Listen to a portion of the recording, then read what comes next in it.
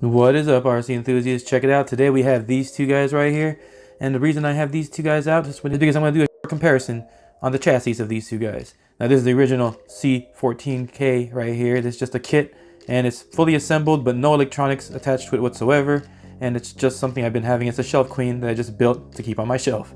And this guy right here is the new chassis that's underneath the C54-1 right here. And I'll show you right here that this chassis is definitely a step in the right direction for WPL. So let's check them out. Alright, so this guy right here is more stripped down already. You can kind of see most of the stuff underneath, so I don't really want to strip this down. Just leave it the way it is. This guy right here, I already stripped down for us because I want to be able to show you guys a more detailed look on this guy. So it's pretty simple. There's only two screws right here you got to remove. And this tray right here that sits in here, you have to remove these two screws right here. So 1, 2, 3, 4, and then the one screw right here in the back. Then you can slowly pull chassis off, and this will come like this with the chassis. And don't forget to take the lights out of the light buckets, or else you might damage those. So yeah, just pull that out. The whole chassis will come with it, and you'll be left with the chassis with this obviously still sitting on top of it like so. And then two screws on top of this removes this, and that's it. You're down to the bare chassis. So right in front of you here, I have the new C54 chassis right here.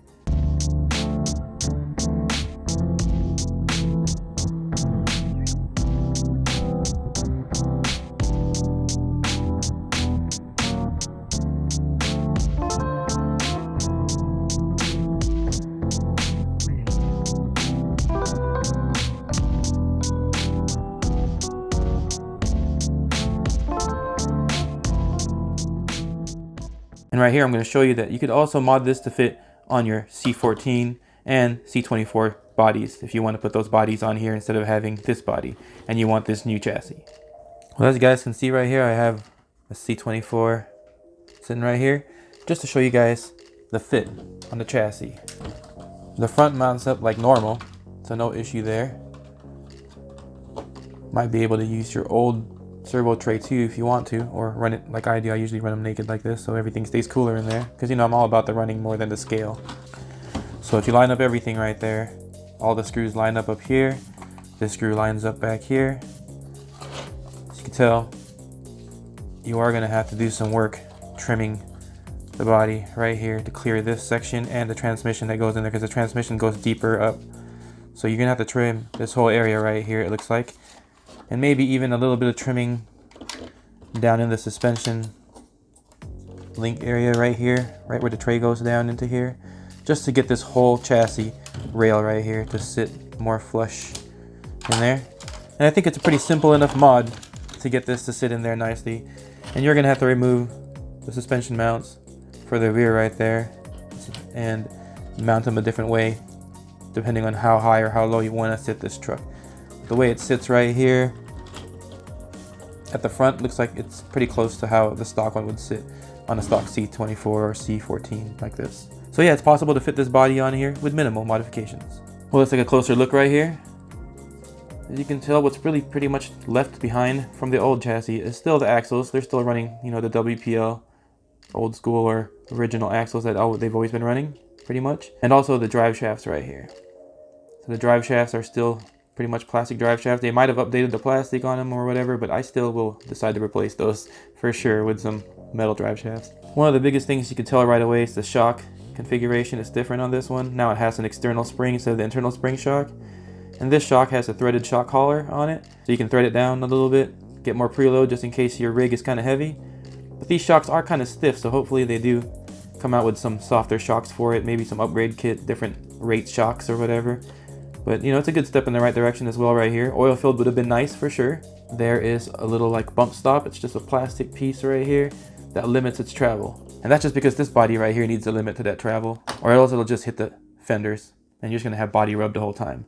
So that's why they have that in there. But if you're gonna be running a different body or lift this even more, then you can take those out and get more articulation from this guy. As you can tell, really high belly now compared to the old WPL. So you can see right here, that's the belly of the old WPL right there. It has a really big bump right here for the gearbox, and that used to hang up on everything. But as you can tell, that is a big difference right there in hangover. The next big thing I want to point out, obviously the links. You can tell the links are like molded now. They're really nice. They got some design to them right here. And what I like about it is the play from side to side on this guy. It's very minimal. So very minimal play this way. But yet you still have really nice soft links right here for durability.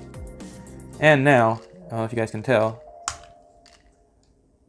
ball end links right there. So all the links are mounted ball ends, which means everything moves freely.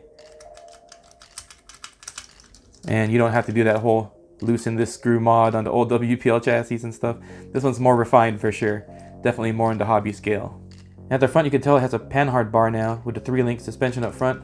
And they needed that because of the gearbox and the motor being right here. And it's blocking that 1 link right there. So now it's a 3-link up front.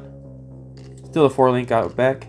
And up front right here you had a pretty beefy panhard bar mount. Not like the old, which one was that? The C54s? Where they had the panhard up here, but it was on a mount up here that could easily break. I've never had any of mine break, just to let you guys know. And this one right here has a way more robust panhard bar assembly. So that shouldn't break. And the truss is definitely beefier. Other than just having a panhard bar, it's also beefier. Now as far as body flex, it's definitely improved in that as well. I mean, I really had to flex it hard to get it to do any noticeable flex that it's probably never going to do on the trail anyway. It's never going to get this kind of flex from the suspension. So it's a pretty stiff chassis in my opinion. And of course a bigger servo, just like the C44 and 34. It's a bigger servo up front. And the braces up front and the rear have been redesigned. Now you have this full brace in the back instead of just being back here. It's all throughout the back right here. And the gears inside the diffs are metal. And instead of having the plastic bushings all over the RTRs that they used to have, this one has brass bushings. So it's still not bearings, but better than the plastic. So the slop will be a lot less on this guy.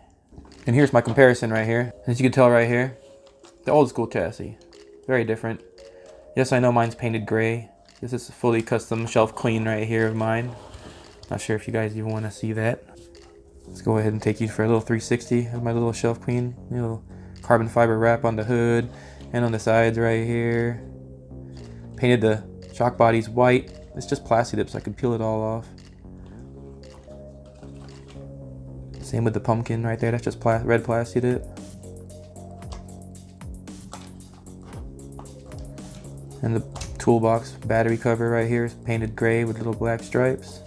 Spare wheel painted to match. Red caps on top of the shock bodies. And here you go, so the interior of it if you guys want to check that out. Nothing too crazy, just painted some red accents in there and some stuff, and painted the seats gray in the middle, so it's black and gray two-tone seats. And as you can tell, like I showed, shelf clean. No soldered wires onto the motor yet. Still fresh motor, brand new. Servo's not attached to anything, but it is all built and ready to go. But as you can tell right here, all the mounts, you have to leave these screws half loose just to get this to have enough give for articulation. And all the links are just as flexy on this one, but they're all rounded, so they have no rigidity to them. So the side-to-side play, it's a lot more on this one. But you know what? For the price and what these things are and how much bashing they get from me, I can live with all that. But this chassis is definitely an upgrade right there.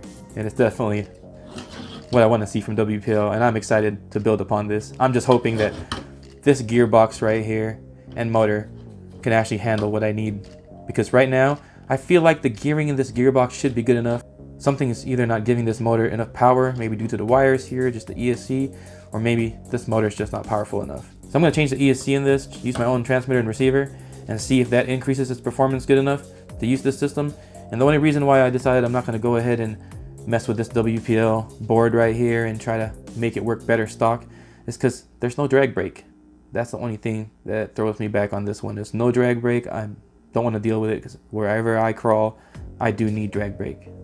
And even wherever I trail, I'm not a hardcore crawler or anything. I don't do the crazy rock stuff with the hardcore low CG rigs. But the places I crawl, I still need them to perform more than just look good, you know? So hopefully I can get this gearbox to perform where I want it to.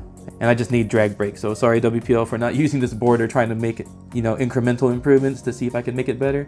I just think the RTR chassis right here is awesome and it just needs drag brake, and I'm just gonna go straight for it. Well, alright guys, there you guys go. I just wanted you guys to see the differences between the old body or chassis and the new chassis, and to show you guys that yes, there is a difference, and no, it is not an MN model copy, and it's nowhere even close to MN model. This thing is definitely better than the 99 chassis and stuff, so people that are comparing it to that, it's not the same. So, you know, check it out if you've never seen one, and I do recommend it. I mean, yes, it is RTR, and I have never recommended any RTRs to WPL fans yet. I always say get the kits, build them up. You want metal here and there, you know what I mean, if you want these things to really do anything really good. But this one right here, I'd say, since it's only an RTR, that you can get this chassis right here with this body. And if you do like the Land Cruiser anyway, that's a win-win. Now you get everything. You have your Land Cruiser, the nicer chassis, and now you just need the KM axles, which obviously this one doesn't have. I don't know why I'm pointing at it, but you know, the KM axles, and maybe, hopefully, that gearbox in there works great. But we'll see it in my next video.